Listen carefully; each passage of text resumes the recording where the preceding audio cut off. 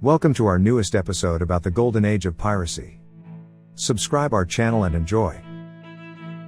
Picture, if you will, the vast expanse of the Caribbean Sea, sparkling in the warm tropical sun. The year is 1650, and in these waters, a new breed of sailor is emerging, the pirate. These men, and sometimes women, were daring, reckless, and cunning, with a lust for adventure and a desire for wealth that knew no bounds. The golden age of piracy, as it came to be known, lasted from the 1650s to the 1730s, a time when the seas were teeming with pirates, preying on merchant ships and navy vessels alike. The Caribbean was their playground, but they also operated off the coast of Africa, in the Indian Ocean, and even as far north as the coast of North America. The pirate ships of this era were fast and agile, with sleek lines and multiple masts, designed for speed and maneuverability. They were often armed with cannons and swivel guns, and crewed by a mix of nationalities, including English, French, Dutch, and Spanish sailors, as well as African slaves and indigenous peoples. Life on a pirate ship was both harsh and exciting, with long hours of hard work, but also moments of wild celebration and camaraderie. Pirates were known for their love of rum, which they drank in great quantities, and their raucous singing and dancing could be heard from miles away. Pirates had their own unique dress and appearance, with colorful clothing, elaborate hats, and plenty of jewelry and adornments. They also often wore eye patches, not as a fashion statement, but to keep one eye adjusted to the darkness below deck. But piracy was not just a game, it was a deadly business. Pirates were feared by many, as their attacks were often brutal and violent. They would board their victims' ships with swords drawn, and fight fiercely to gain control. Those who resisted were often killed or thrown overboard, while the pirate crew looted and pillaged the cargo. Despite their reputation as ruthless criminals, pirates have become a symbol of freedom and rebellion, inspiring countless works of literature and art. The golden age of piracy may be long gone, but its legacy lives on, a testament to the enduring allure of adventure and the call of the sea. Picture yourself standing on the deck of a ship, scanning the horizon for any signs of danger. Suddenly, you see it, a black flag, fluttering in the wind, emblazoned with a white skull and crossbones. You know immediately what it means: pirates. The black flag was the symbol of piracy, and it struck fear into the hearts of sailors and merchants alike. It was a simple but powerful design, easily recognizable even from a distance. The skull and crossbones represented death and danger, a warning to all who crossed the path of the pirates. But the flag was not always the same. Some pirates would personalize their flags with other symbols, such as a cutlass, a snake, or a heart pierced by a sword.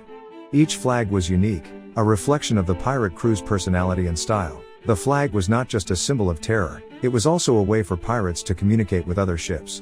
Sometimes, a pirate would hoist a friendly flag, such as a French or Dutch flag, to lure a victim into a false sense of security before attacking. Other times, a pirate would fly the black flag as a warning, to tell other ships to stay away or risk being attacked. The flag was also an important part of pirate lore and legend, inspiring countless stories and myths. It became a symbol of rebellion against authority and the established order, a way for outcasts and outsiders to strike back against the powerful and wealthy. Today, the black flag with the skull and crossbones has become a pop culture icon, appearing in movies, books, and even on clothing and merchandise. But its origins lie in the dangerous and deadly world of piracy, where it served as a constant reminder of the risks and rewards of a life on the high seas. Imagine yourself aboard a pirate ship, with a fierce crew of men and women who live by their own rules. Despite their reputation for lawlessness, pirates had their own code of conduct, a set of rules and regulations that governed life on the high seas. This code was known as the Inquat, Pirate Code, Inquat, and it was a crucial part of pirate culture. The pirate code was a way for pirates to maintain order and discipline on their ships, and to ensure that everyone had a fair share of the loot. The code was written or unwritten, and it varied from crew to crew, but it generally included the following rules. A captain was elected by the crew and had absolute authority on the ship, but could be removed by a majority vote if they were deemed unfit. All crew members were expected to participate in the defense of the ship, and to share equally in the spoils of any successful raid. Theft, cheating, or disobedience could result in punishment, which could range from being marooned on a desert island to being whipped or even killed. Women were not allowed on board, unless they were disguised as men.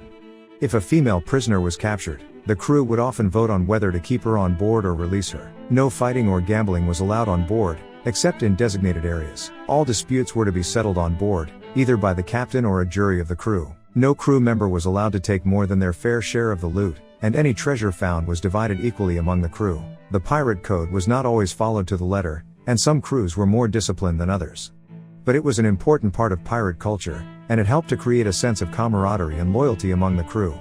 Despite the danger and violence of their lives, pirates were often described as having a strong sense of honor and fairness, as long as you were on their side. Picture yourself in a dimly lit tavern, the air thick with the scent of smoke, sweat, and rum. At the bar, a group of rough-looking men with eye patches, bandanas, and gold teeth are laughing and shouting, their tankards sloshing with amber liquid. These are pirates, and they are known for their love of rum. Rum was a staple on pirate ships, and it was often the only alcoholic beverage available. It was cheap, readily available, and could be easily transported in barrels. Pirates would drink rum morning, noon, and night, often consuming large quantities in a single sitting. Some pirates were known to be able to drink up to a gallon of rum in one go. Drinking rum was not just a pastime for pirates, it was also a way to boost morale and to celebrate their victories.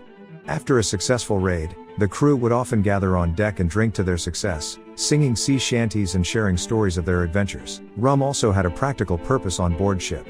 It was believed to have medicinal properties, and was often used to treat scurvy and other illnesses.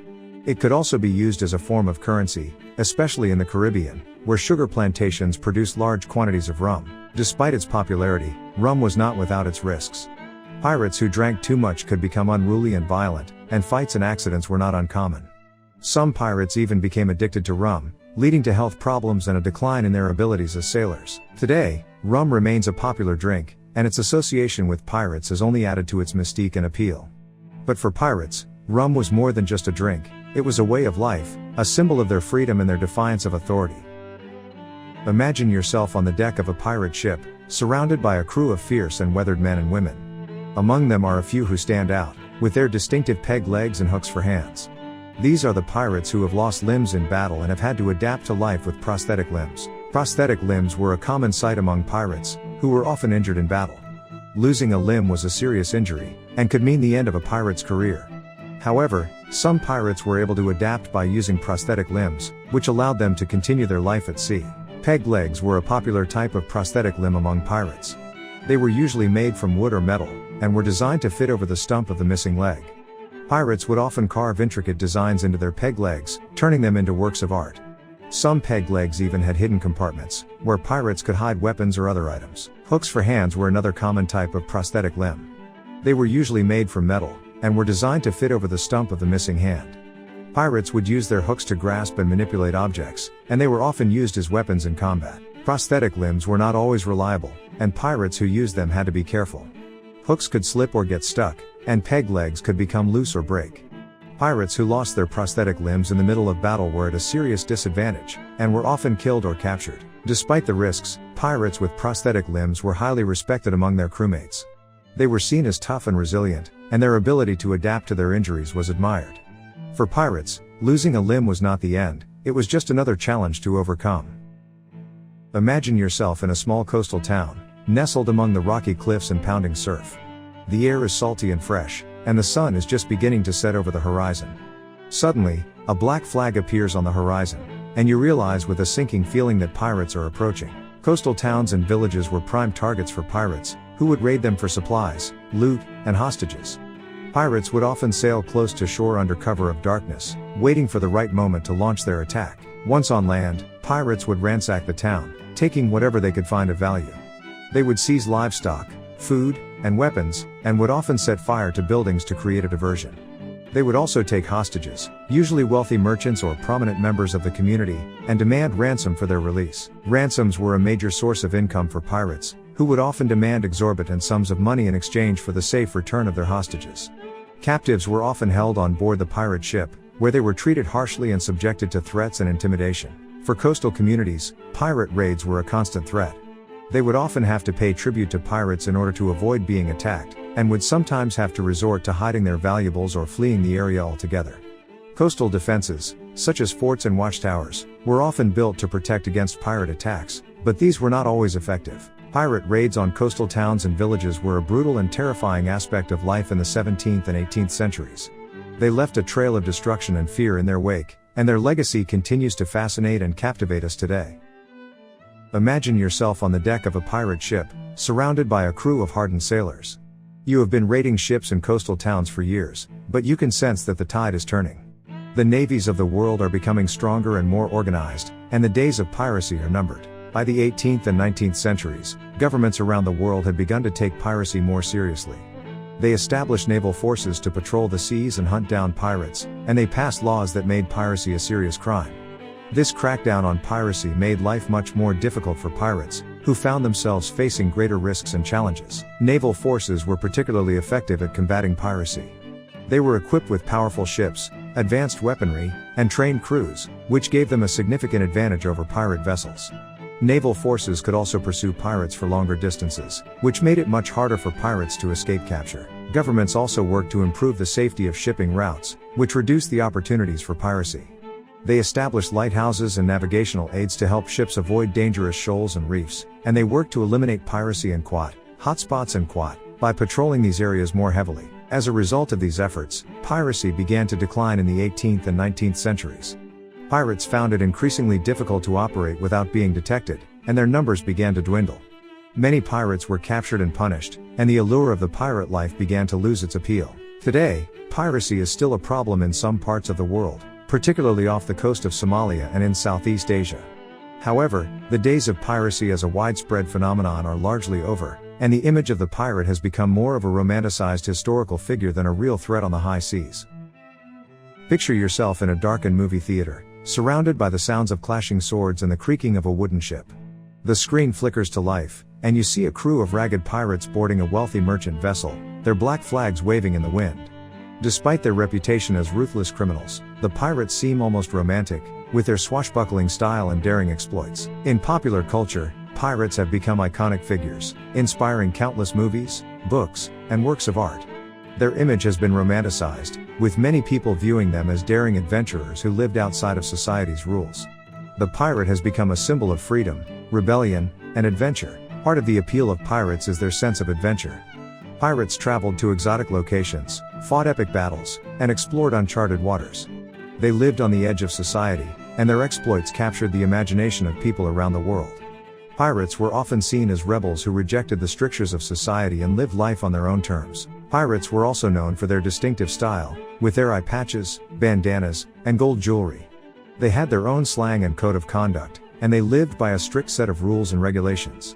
This unique culture has inspired countless works of art, from paintings to sculptures to tattoos. Despite their reputation as criminals, pirates have also been portrayed as noble and heroic figures.